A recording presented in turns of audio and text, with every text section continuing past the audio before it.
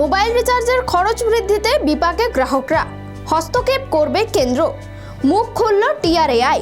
নমস্কার, দেখছেন খবর বাংলা, সঙ্গে রয়েছে আমি স্মৃতি। বিজ্ঞান ও প্রযুক্তির খবর নিয়ে। মোবাইল রিচার্জের খরচ বৃদ্ধিতে বিপাকে গ্রাহকরা, হস্তক্ষেপ করবে কেন্দ্র, মুখ খুলল টিআরএআই।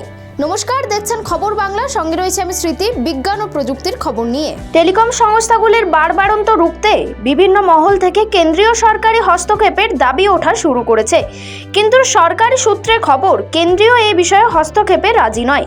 কেন্দ্রীয় সরকারের টেলিকম নিয়ন্ত্রক সংস্থা টিআরএআই এর এক আধিকারিক এক সর্বভারতীয় সংবাদ মাধ্যমে জানিয়েছেন, এখনই রিচার্জের খরচ বাড়া নিয়ে কেন্দ্রের হস্তক্ষেপ প্রয়োজন আছে বলে সরকার মনে করছেন না।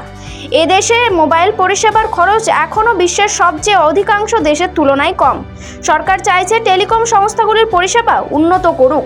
সর্বভারতীয় সংবাদ মাধ্যমকে দেওয়া সাক্ষাৎকারে কেন্দ্রের ওই আধিকারিক জানিয়েছেন, টেলিকম সেক্টরে এখনও যথেষ্ট প্রতিদ্বন্দ্বিতা আছে। আসলে গত এক দশকে ভারতের মোবাইল পরিষেবা বাজারে আমূল বদল এসেছে। একটা সময় যেখানে 8 থেকে 10টি সংস্থা সার্ভিস প্রোভাইডার হিসেবে কাজ করত, সেই সংখ্যাটা এখন নেমে এসেছে মূলত 3-এ। জিও, এয়ারটেল এবং ভিআই এর অধীনেই পরিষেবা পান দেশের সিংহভাগ গ্রাহক। ফলে আত্মান্তরে পড়ছেন গ্রাহকরা।